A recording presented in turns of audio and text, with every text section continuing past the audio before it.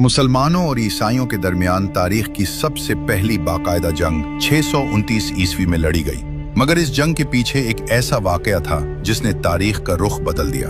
यह किस्सा हमें 629 ईस्वी में ले जाता है, जब तारीख में पहली मर्तबा इस्लाम और बाज़ंतीनी सल्तनत एक दूसरे के सामने आए। ये वो दौर था जब जजीरा अरब से उभरने वाली एक नई रोशनी पूरी दुनिया तक हक का पैगाम पहुंचाना चाहती थी। हजरत मोहम्मद सल्लल्लाहु अलैहि वसल्लम ने बाज़ंतीनी हुकूमत को इस्लाम की दावत देने के लिए अपना एक सफीर रवाना फरमाया, मगर गस्सानी हुक्मरान जो बाज़ंतीनी सल्तनत का ताबे था ने इस बेगुनाह सफीर को बेरहमी से शहीद कर दिया। यह कत्ल सिर्फ एक इंसान का कत्ल न था, बल्कि ये अल्लाह के पैगाम की तौहीन थी, और इसी तौहीन ने मुसलमानों और ईसाई ताकतों के दरमियान पहली जंग की बुनियाद रख दी।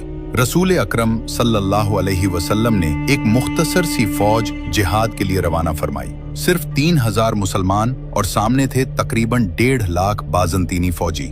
मकाम था मैदान मौता।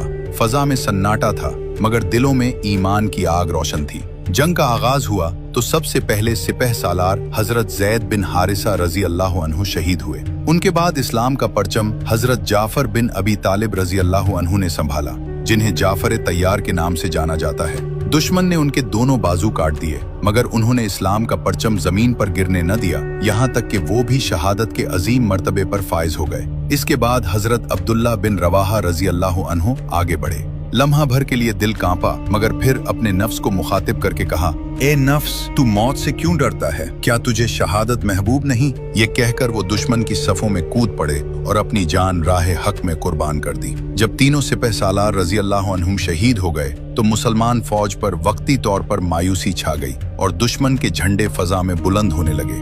इसी लम्हे मैदान में एक ऐसी शख्सियत सामने आई जिसका नाम ही जंग की पहचान बन गया, खालिद बिन वलीद। वो हिकमत और जुर्रत के साथ आगे बढ़े, फौज को नए झंडों में तकसीम किया ताकि दुश्मन ये समझे कि मुसलमानों को मुसलसल कमक मिल रही है। कभी दाएं जानिब से हमला, कभी बाएं तरफ से यलगार, यहाँ तक कि बाज़ंतीनी फौज बदहवास हो गई। ये जंग जाहिरी तौर पर मुकम्मल फतह न थी, मगर ये शिकस्त भी नहीं थी। ये एक ऐसा मुनज़्ज़म इनखला था जिसे तारीख आज भी स्ट्रेटेजिक विक्ट्री करार देती है, क्योंकि खालिद बिन वलीद रजी अल्लाह अन्हु ने न सिर्फ मुसलमान फौज को तबाही से बचाया, बल्कि ये साबित कर दिया कि इस्लाम की ताकत तादाद में नहीं बल्कि ईमान और यकीन में है। इसी दिन हजरत मोहम्मद सल्लल्लाहु अलैहि वसल्लम ने खालिद बिन वलीद रजी अल्लाह अन्हु को वो अजीम लक़ब अता फरमाया जो हमेशा के लिए तारीख का हिस्सा बन गया, सैफुल्लाह, यानी अल्लाह की तलवार।